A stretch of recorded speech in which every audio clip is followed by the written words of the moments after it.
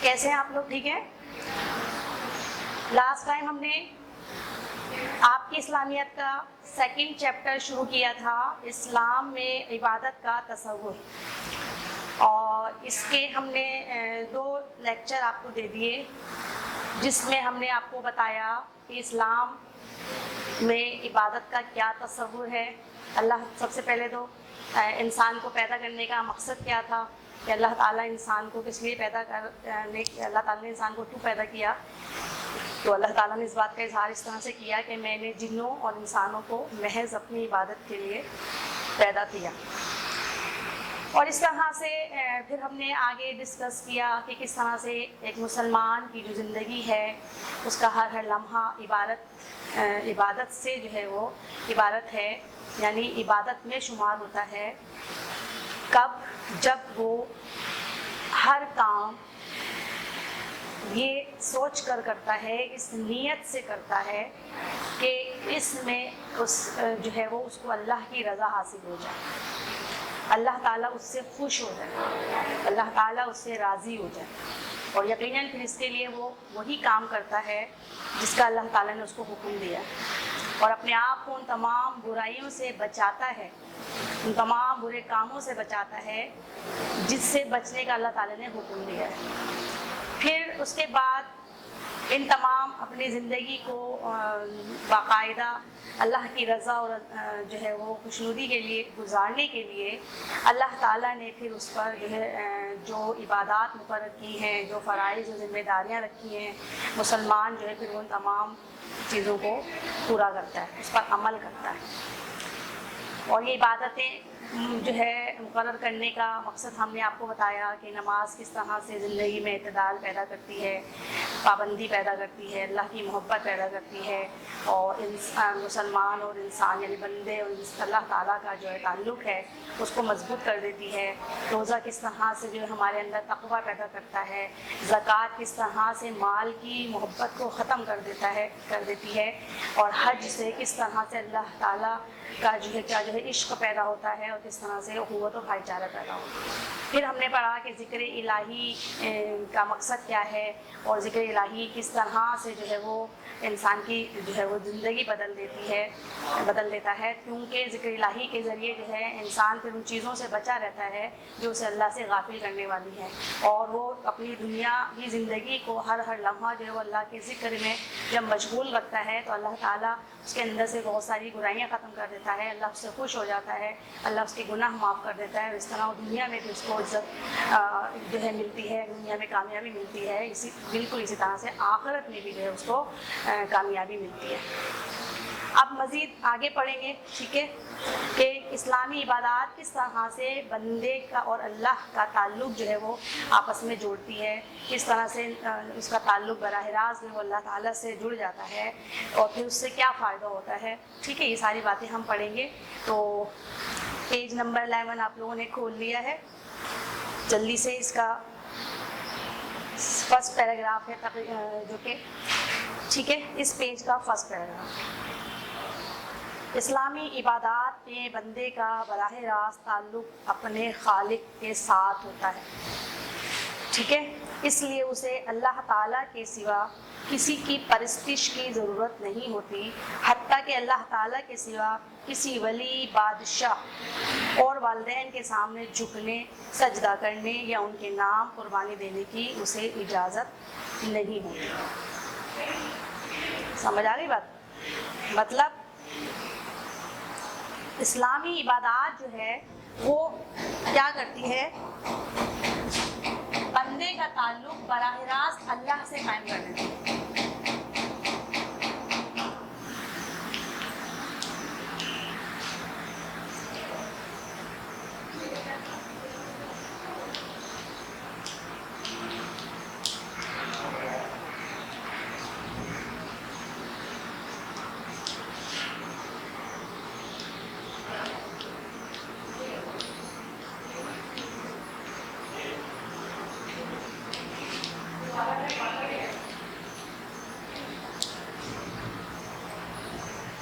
ٹھیک ہے، تو اس طرح سے پھر بندہ کیا کرتا ہے، پھر اسے اللہ کے سوا کسی کی ضرورت نہیں ہوتی، وہ اپنی تمام تر حاجات، اپنی تمام تر ضروریات اللہ کے سامنے پیش کرتا ہے، اپنی تمام تر تکلیفات اور مشکلات اللہ کے سامنے پیش کرتا ہے، اور وہ اللہ کی عبادت کرتا ہے، وہ اس کے سوا کسی کی عبادت نہیں کرتا۔ تو اس طرح سے عبادات، جو اسلامی عبادات ہے، وہ اللہ اور بندے کا تعلق براہ راست جوڑ دیتی ہے، اور اب بندہ جو ہے وہ کسی بھی انسان سے سامنے، کسی بادشاہ کے سامنے، کسی ولی کے سامنے، کسی بڑے انسان کے، جو بھی اس کی نظر پہ بڑا ہے دنیا میں، تو اس کے سامنے یا اپنے والدین کے سامنے اپنی ضروریات اور حاجات پیش نہیں کرتا، کیونکہ اس کا ایمان ہے کہ یہ تمام جو میری حاجات ہیں، میری ضروریات ہیں، میری مشکلات ہیں، سب کے سب اللہ تعالیٰ ہی پوری کرے، اللہ تعالیٰ ہی جو ہے میری تمام مسائل کو حل کرنے والا ہے۔ تو اس طرح وہ براہ راست جب اللہ تعالیٰ سے اپنا تعلق قائم کر لیتا ہے اور صرف اللہ کی عبادت کرتا ہے، کسی کو اس کا جیسا نہیں مانتا، کسی کو اس کا شریک نہیں ٹھہراتا، تو اس طرح سے اب جو ہے وہ اپنے تمام معاملات میں وہ اللہ تعالیٰ کو ہی شامل حال رکھتا ہے، اللہ تعالیٰ سے ہی سب کچھ مانگتا ہے۔ ٹھیک ہے، اس کے علاوہ اسلامی عبادات میں اعتدال اور میانہ روی شامل ہے، میانہ روی موجود ہے، یعنی اسلام جو ہے اس بات کی تلقین نہیں کرتا کہ دنیا کو چھوڑ کر، تمام رشتہ داروں کو چھوڑ کر صرف اور صرف اللہ کے سامنے حاضر ہو جاؤ، اللہ کی عبادت میں مشغول ہو جاؤ۔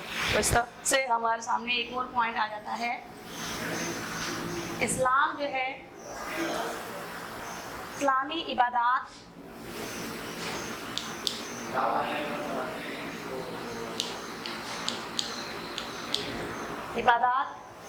اعتدال اور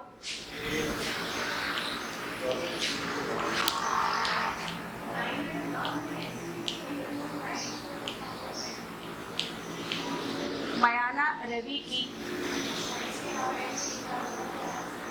تعلیم دیتی ہے۔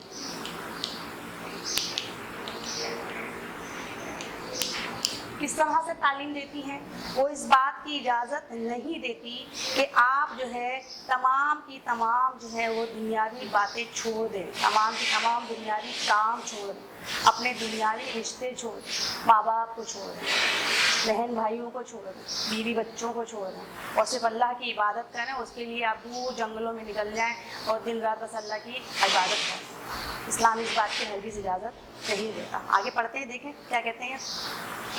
اسلامی عبادات میں اعتدال اور میانہ روی اختیار کی جاتی ہے، ان میں نہ تو عیسائیت کی طرح ترک دنیا کا تصور موجود ہے۔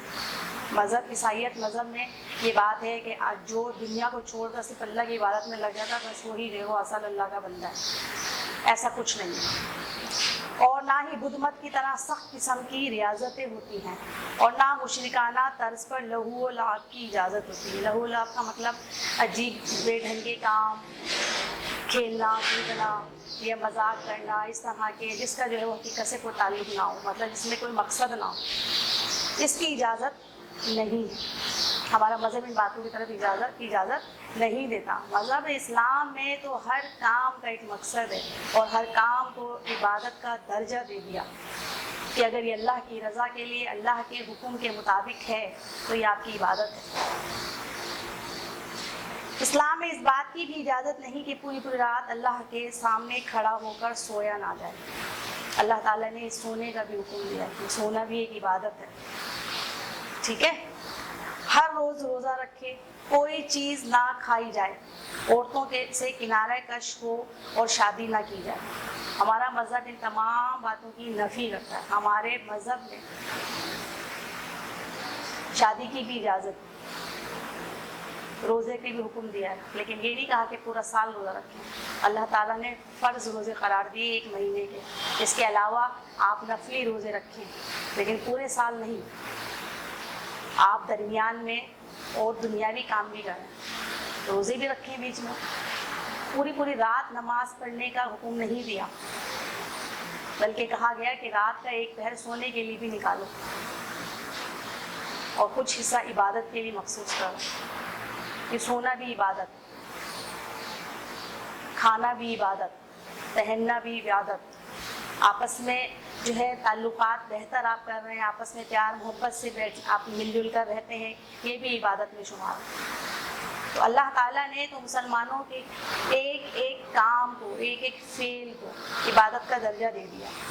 اس لیے یہاں پر دوسرے مذاہب کی طرح دنیا کو چھوڑنے کی اجازت نہیں. اپنے دنیاوی کام کو چھوڑ کر صرف اللہ کی عبادت میں لگے رہنا، اس بات کی اجازت نہیں ہے.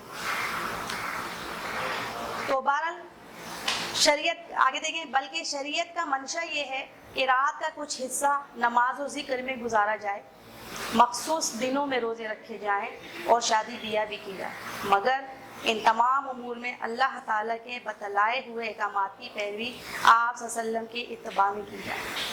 شرط وہی ہے کہ آپ کے جو بھی آپ کام کر رہے ہیں اس میں مقصد جو ہے کیا ہونا چاہیے، نیت کیا ہونی چاہیے کہ اللہ کی رضا ہو، اور جو کام بھی کیا جائے اللہ اور رسول کے بتائے ہوئے طریقے کے مطابق کیا جائے، تو انشاءاللہ آپ کا ہر کام جو عبادت ہے.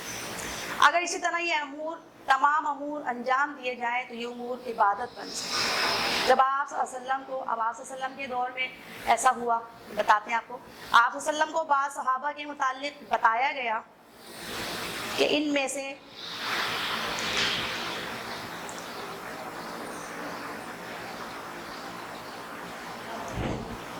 اس کے مزید پوائنٹس نکال لیتے. اعتدال اور بیان روی کی تعلیم دیتے ہیں. مثال کے طور پر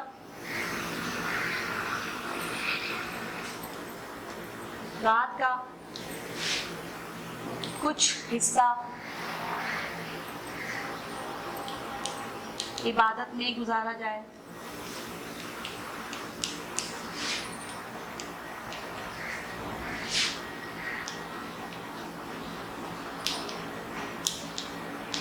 مخصوص دنوں میں روزے رکھے جائیں.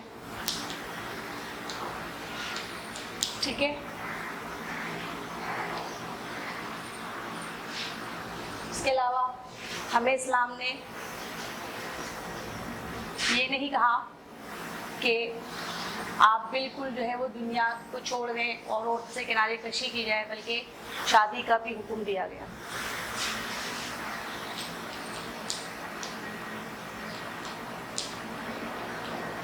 ٹھیک ہے. تو یہ تمام پوائنٹس آپ کے سمجھ میں آ گئے. لیکن یہ سارے کے سارے کام، تمام امور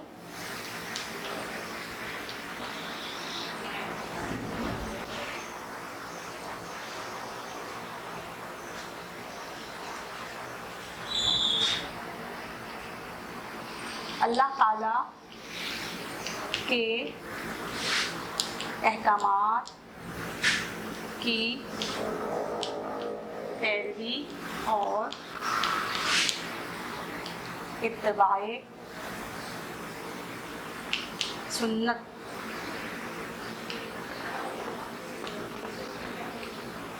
صلی اللہ علیہ وسلم میں کیے جائے، انجام دیے. ٹھیک ہے. سمجھ آ گئے بچوں؟ اب اس کی مثال آپ کو حدیث کی صورت میں آپ صلی اللہ علیہ وسلم کے دور میں ایک واقعہ ہوا، اس سے آپ کو مزید سمجھاتے ہیں.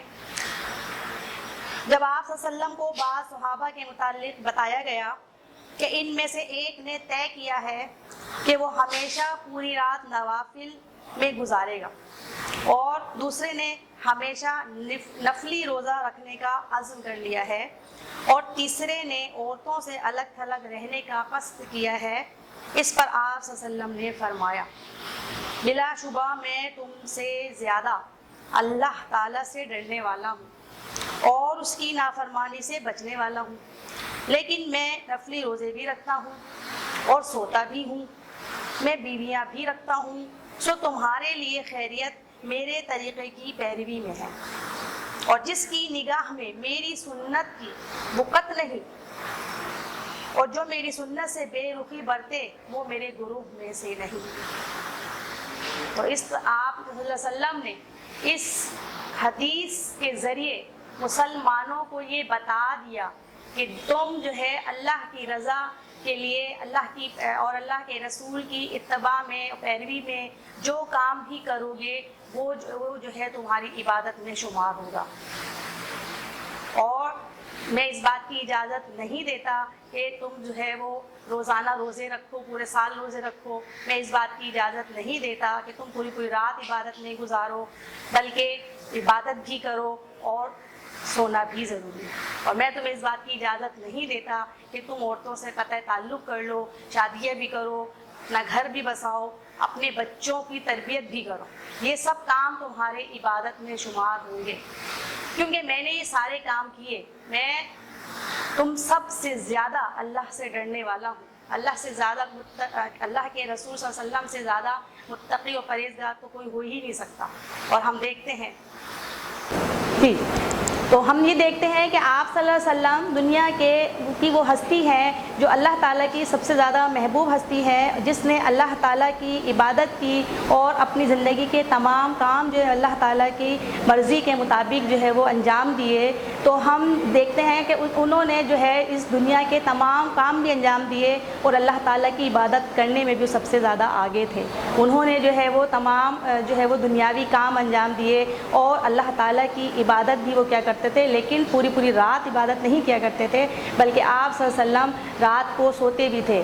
رات کا کچھ حصہ جو ہے وہ آپ سونے میں گزارتے تھے اور باقی حصہ عبادت میں گزارتے تھے. آپ صلی اللہ علیہ وسلم نے جو ہے وہ شادیاں بھی کی، آپ صلی اللہ علیہ وسلم روزے بھی رکھتے تھے، نمازیں بھی ادا کرتے تھے، لیکن آپ صلی اللہ علیہ وسلم نے اس دنیا کے کسی کام کو ترک نہیں کیا. آپ صلی اللہ علیہ وسلم جو ہے دنیا میں ہر شخصیت جو ہے وہ اپنے ارد گرد کے تمام لوگوں کو دیکھتے تھے. کوئی غریب تھا اس کی مدد فرماتے تھے، کوئی جو ہے ضرورت مند تھا اس کی ضرورت پوری کرتے تھے. تو ہم جب آپ صلی اللہ علیہ وسلم کی شخصیت ہمارے سامنے ہے کہ جب انہوں نے اپنے تمام کاموں میں جو ہے وہ اللہ تعالیٰ کی رضا کو سامنے رکھا اور تمام کام اس کی جو ہے وہ بتائے ہوئے طریقے پر کیے اور دنیاوی کام بھی انجام دیے، شادیاں بھی کی، تو ہم جو ہے اس سے آگے چلنے والے یا آگے جانے والے کون ہوتے ہیں؟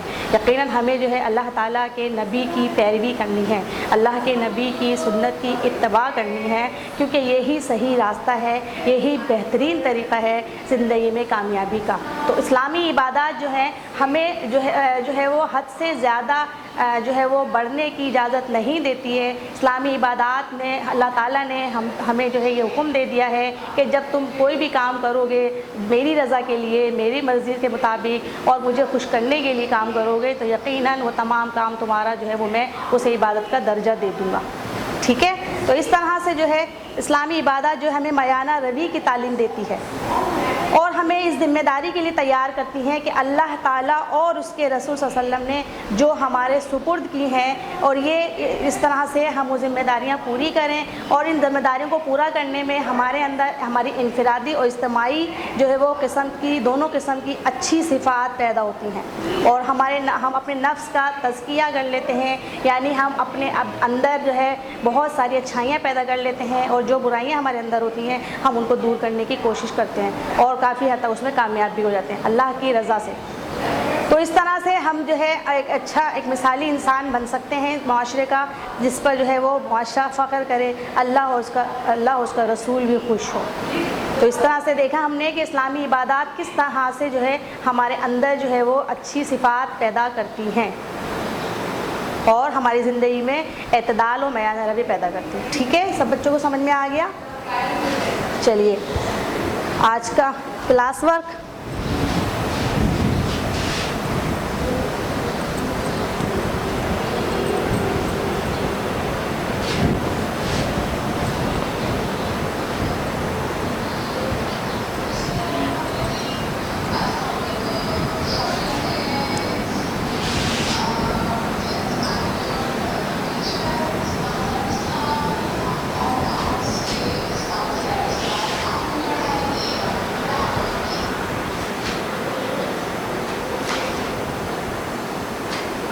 جی بچوں کلاس ورک کے لیے ریڈی ہیں آپ لوگ؟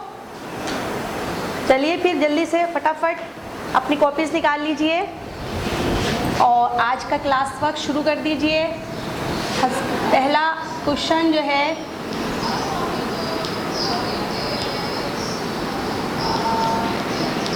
دو خالی جگہیں نکالیے جلدی سے اور انہیں فل کیجیے. ٹھیک ہے جی بچوں؟ خالی جگہ ہو گئی آپ کی؟ اگلا کوشچن لکھ لیجئے.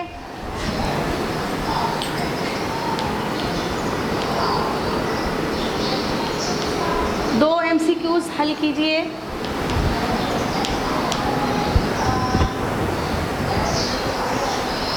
جی نکال لیا آپ نے MCQs, سولو بھی کر لیے ہیں, very good. Next third question آج کا, دو جملے درست کریں. ٹھیک ہے بچوں, ہو گیا.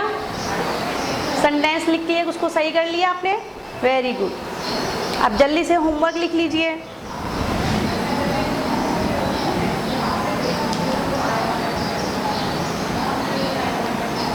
آج کا پہلا کوشچن آپ کی بک کا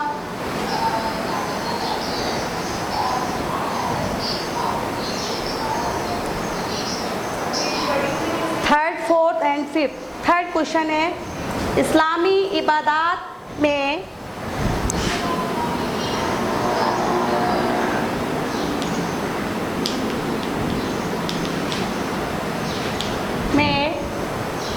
بندے کا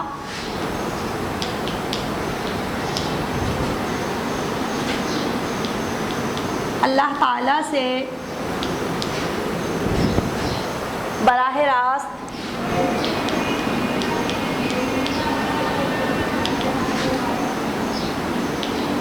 تعلق کا کیا اثر ہوتا ہے. کیا اثر ہوتا ہے. ٹھیک ہے. اس کے بعد سوال نمبر 2 آج کا, عبادت میں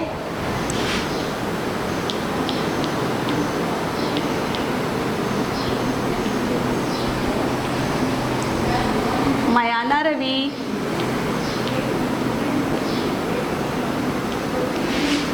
کیسے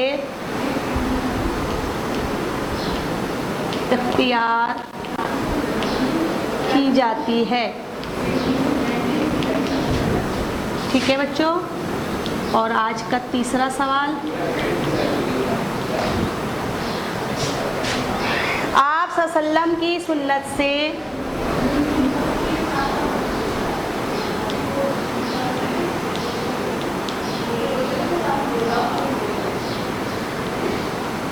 بے رخی سے کیا مراد ہے. ٹھیک ہے. یہ تینوں کوشچنس کے آپ کو آنسر لکھنے ہیں. آج کی کلاس کا وقت ختم ہو گیا ہے. انشاءاللہ نیکسٹ ٹائم دوبارہ آئیں گے. تب تک کے لیے اللہ حافظ.